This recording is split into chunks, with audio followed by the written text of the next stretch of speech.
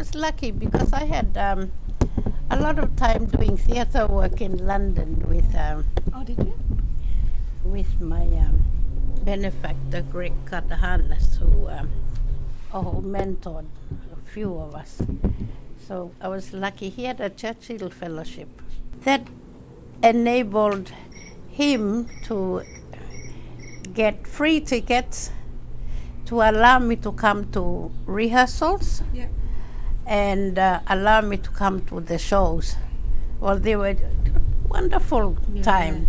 So I went and saw the Bolshoi Theatre with these tickets. Went to see dances from South America. There was just so many theatre things happening in London at the time was wowing with hair and all.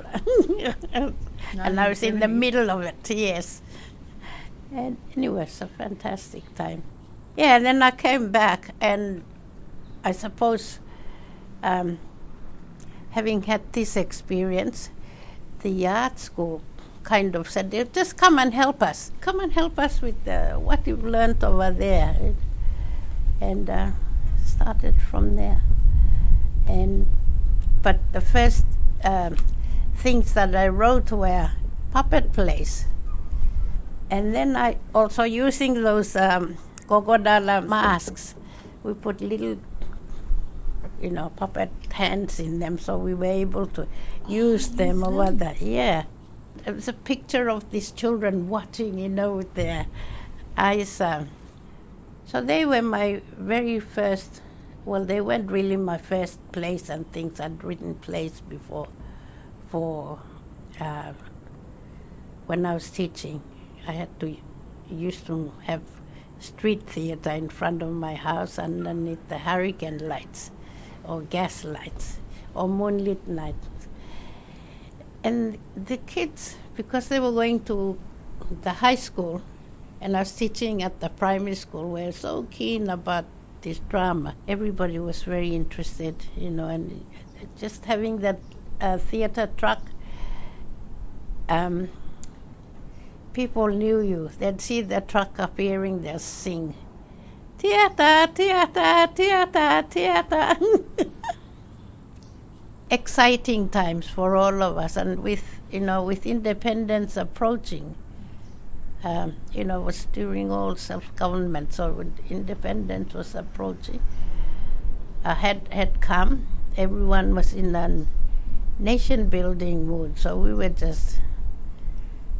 didn't worry about rascals or anything, because there were none at that time. So we were able to sleep on the roadside and cook our meals there and pick up and move on to another place.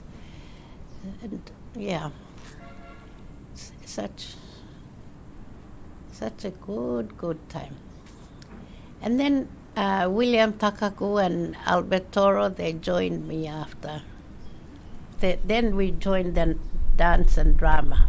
And then I found some photographs of some of the plays I'd been in. I was invited to come and audition for a play and then get into it. And so doing amateur work and doing professional work at the same time.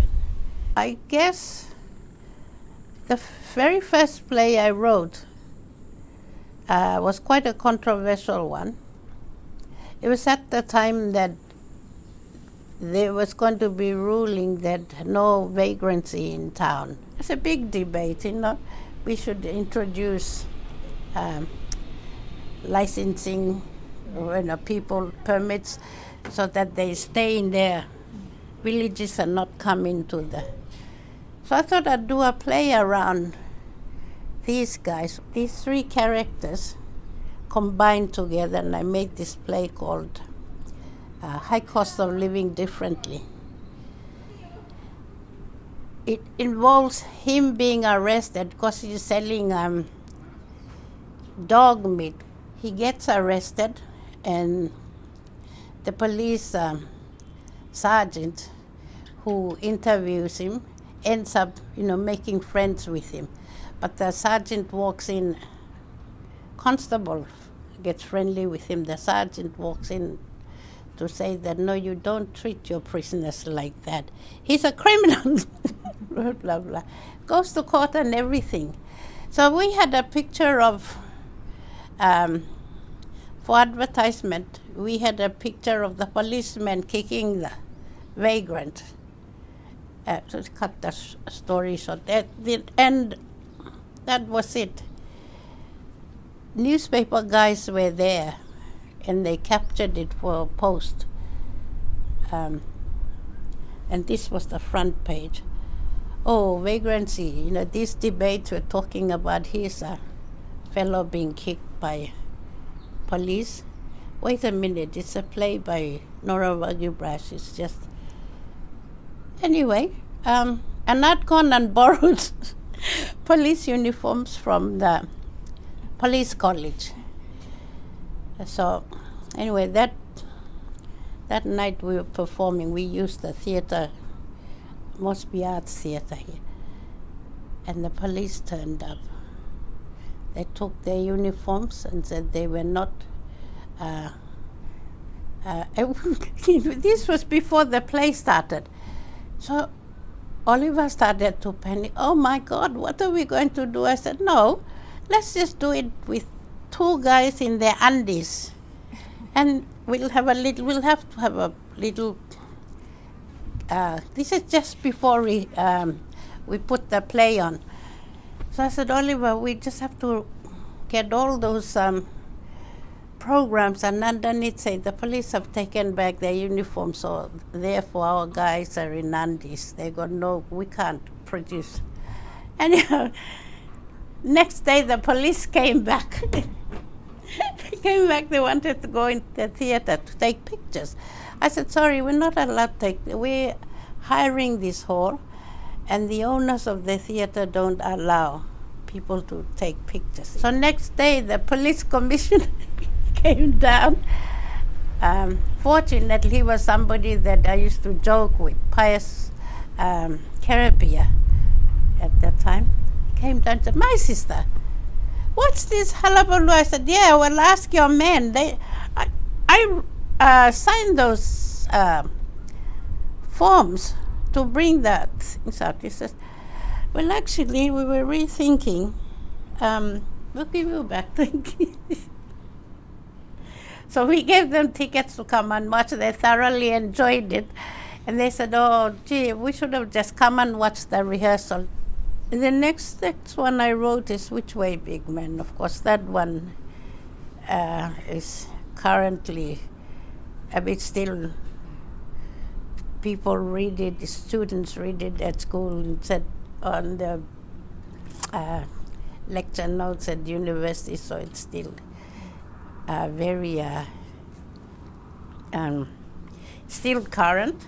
Then I wrote Taurama. It's a migration story about the Motu Koita people. There is a lot of land problem now. People going to court over, who owns this and who owns that. So that sort of goes into that area, but it also talks about the cultural things that we have lost. Drew quite a lot of interest among the villages. They wanted to do it themselves. So they're still asking when is the next time you're going to produce Taurama, because I think it sort of shows them some of the things that have gone, and they haven't got a hope of retrieving them. So it's just kind of a reminder we did have these sorts of things going on. When I did Taurama, I did it for 10th anniversary. So I brought up a director from Australia, my old mentor from Brisbane, and he did the directing. And of course my aunt and my mother did all the choreography of those songs and dances. And of course I had the great Uli Baya and Georgina Baya, who were also instrumental in helping us to establish our writing and our plays and things. Like you were always encouraging us. I believe that to be able to do that properly, you have to be in a place. Like the National Art School was a perfect place. And the National Theatre Company was the most perfect place. The Faculty of Creative Arts was the perfect place for these sorts of things. It's a crying shame that it's not happening. But then we can't keep on sitting around and cry about it. We need to get up and do something about it. You need someone to at least open it up. That's my lament.